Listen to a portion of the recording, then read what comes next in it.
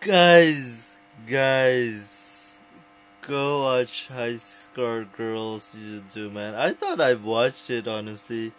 Um, but I think it's just because of the way they split season 1 in a lot of ways. But yeah, season 2, man. Definitely better, definitely I would say worth the wait. I don't remember much of season 1 just because it's spaced out so long. But I do remember parts of season 1, and yeah, they admitted they're kind of repeating season 1 stuff. But not in the way you would think they are repeating it. They're just repeating a certain plot point or a certain storyline that happens in season 2 as well. I won't spoil what it is. But yeah, overall, I think it's a good coming of age story. I really enjoyed Haru's journey. Beginning from just a carefree guy, then he wants to study more because obviously his family life as well, and his grades aren't doing good, and he does want to move from middle school to high school. So you gotta get your grades in order to go to high school, and then that was pretty much the arc for season 1, and then it's a lot of relationship hashing for season 1. I wished they did more for the relationship triangle thing. I I know I say it ironically in a way, and also not ironically in a way, because I do necessarily want to think that they had more story for it. It's just that it's such a difficult it's such a difficult bond to explain, and it's such a difficult relationship to come into and say, okay, like, where do we want it? Obviously, he's gonna go for the girl he first met, which is Uno, sorry, or Akira in this case. And yeah, I don't know. I feel bad for Hidaka and not bad at the same time, because honestly, I know what the series was going for. I just thought she'd be the more vocal about it. But again, it's the Asian stereotype. It's not necessarily Asian stereotype as well. It's the Asian plus girl stereotype. The guy needs to be the one who confesses, not the girl. But I just I just wished it was done differently, and I just wished she confessed, and maybe we could have gotten more of a comedic edge, maybe, because Haruo is a confused. I mean, he is quite thick. I mean, you know what I'm talking about. He's quite a blockhead, but to be fair, that is most guys that age, and also progressively, just in general, because we won't notice, you know, if a girl is into us, because we don't necessarily like notice it a lot. I think it's because like we're focused on something else. We're either focused on our own stuff. We have so much other shit going on. Not everything surrounds romance. You know what I'm saying? Like it's never the front of the mind. It's most likely two steps behind, or it's there, but it's not prioritized. You know what I'm saying? Like, it is something where I appreciated that kind of approach, but also he's just way too thick. I mean, I'm just like, yeah, if at this point I would have kind of noticed and been like, you know what? maybe she likes me. It's like something like that. Like, you're just gonna be like, you know what? Yeah, I think she has feelings for me, and maybe I do as well. So we'll see how it goes, or give yourself an ultimatum, because I gave myself an ultimatum, and I mean, well, I mean, it depends. You should give yourself a time frame, but not too long. Don't wait too long, because I made a mistake. I waited too long, and it wasn't a good choice. But enough about me. This is about a 2D character that I will not put my shoes in, because I know how Haruo must feel. It's not a fun thing being in love. But also I'm excited for him. I'm excited that he has finally accepted it. It took me longer than him to properly accept it. And well, he had more people to talk to. Honestly, he had more friends. He had more people noticing. Just hanging out with him, hanging out in his life. I didn't have that much of that in my life, so probably could have done me some good if I had some friends all around me, and that support system. So it's just one of those things. It's a very confusing time. It should be said. But overall, yeah, season 2 was really, really great. I really like the ending, but also I'm just like, but did you really need to force this kind of thing? Just let it happen if it happens. But I get it. It's his full determination to meet her again. And by the hand of God, literally, Deus Ex Machina, she comes back for a while, and then she has to fly off again. So it's one of those things. It's one of those things where you have to accept the implausibility of it all to just kind of absorb it, and you've gotta take it with the punches. You gotta take one for the team, and just roll with it sometimes. And once you roll with it, and you're constantly reminding yourself, okay, this is probably a retelling. This isn't really going on. But it feels like it's going on. It feels like there's something else pushing you.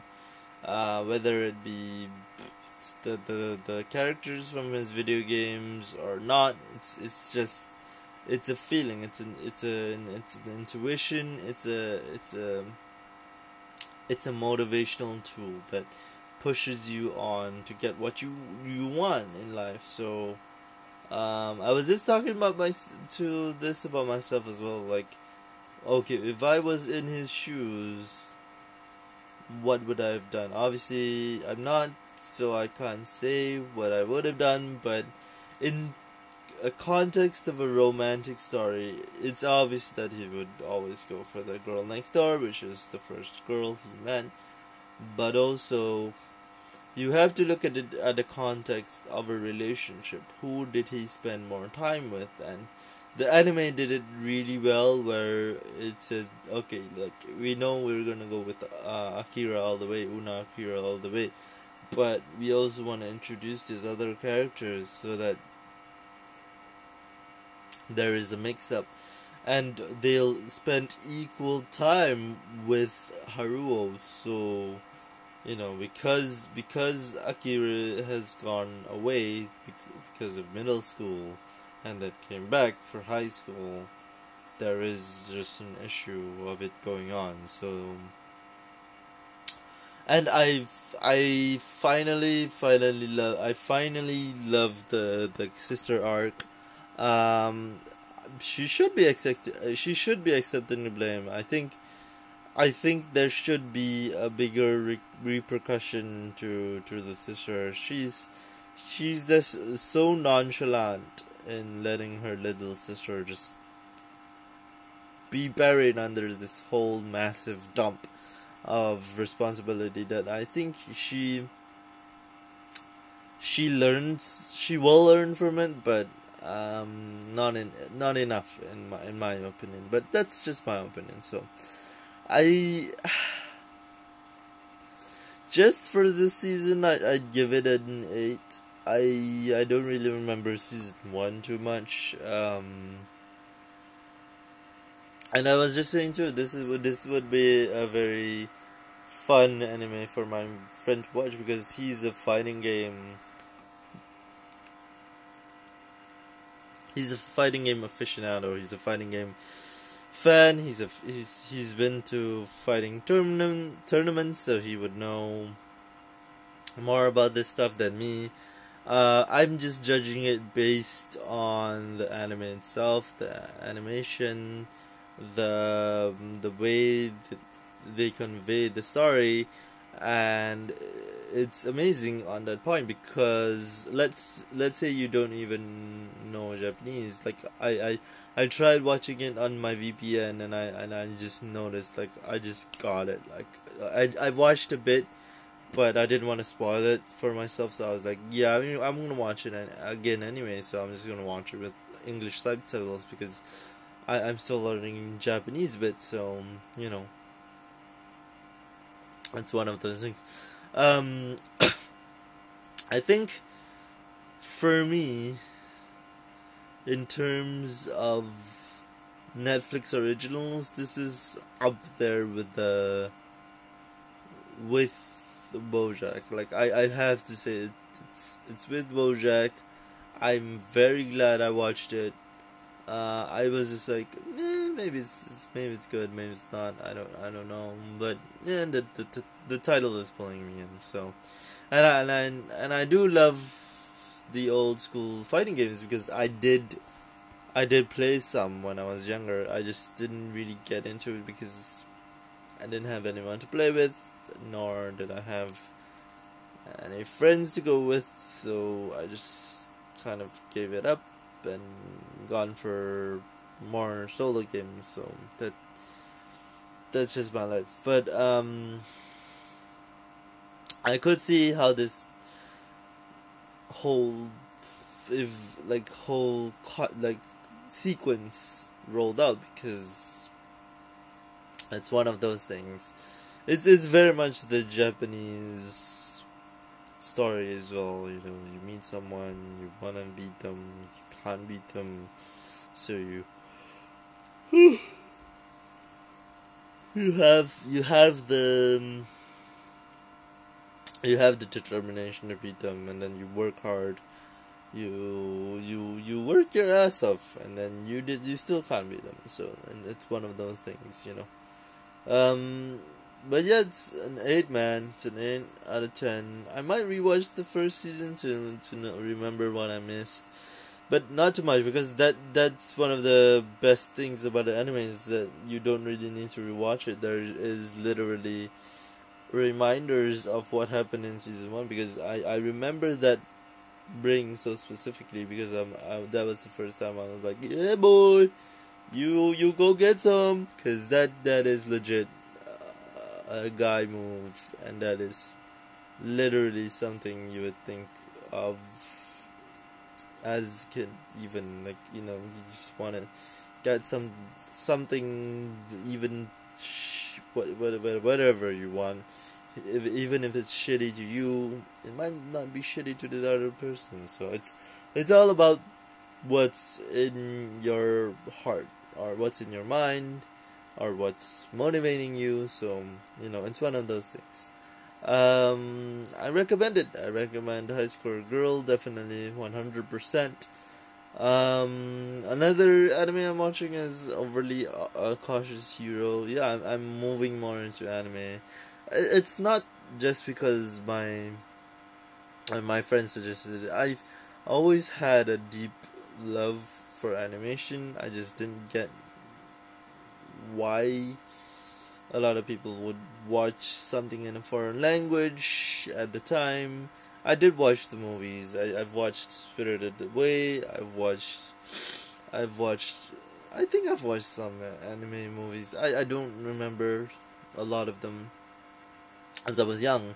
Spirited Away, I was like 8 when I first watched that movie, but I don't really remember. I remember the colors. I do really remember. Because when I was watching it when I was 22 or 21, I was like, yeah, I definitely remember the colors. I just don't remember the story, and it was a weird story. So I mean, it's definitely one of those things I was always interested in, but never really bought in. I never really bought into it. So because my friends really suggested it, I watched Death Note, which was, eh, I mean, I could take it or leave it. I mean, I think it should have stopped where it's still murky with his decisions, who to kill and who not to kill.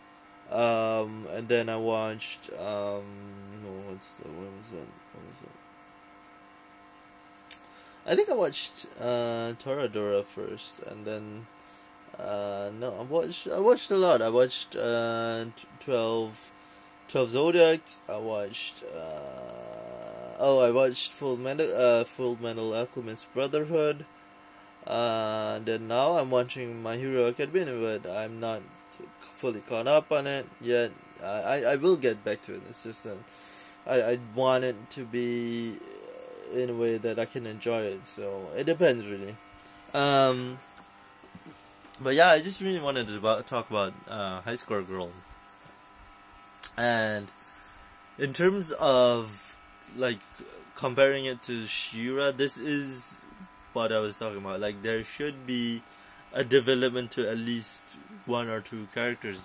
One or two like characters that you really want to portray, and they should have done that well enough in She-Ra season 4. To be honest, I just thought they didn't do it well enough in season 4. So a lot of people are like, yeah, but it's She-Ra, who cares? I saw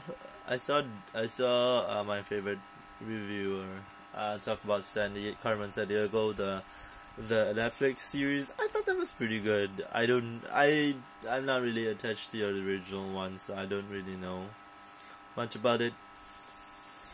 But anyway, yeah, man, watch High Score Girl, man. Watch High Score Girl. Enjoy High Score Girl, because I think they're gonna stop at season 3 most likely, because that's when everything is gonna be wrapped up. The first season was middle school, second season is high school, most likely third season is gonna be college, and then adult life. So that's what it's gonna be. So yeah, that's about it, guys. No 30-minute video for today. I don't have anything to rant to you guys about. Oh, maybe Star Wars, but you guys aren't ready for a Star Wars review yet. So I'm gonna stop right here. Maybe I'll continue with the Star Wars review later on. But for now, High Score Girl, man. High Score Girl season 2, 8 out of 10. Watch it. See you at Star Wars review. Maybe not. We'll see. There will definitely be a review. I have to talk about the movie. So there you go, guys. See you then.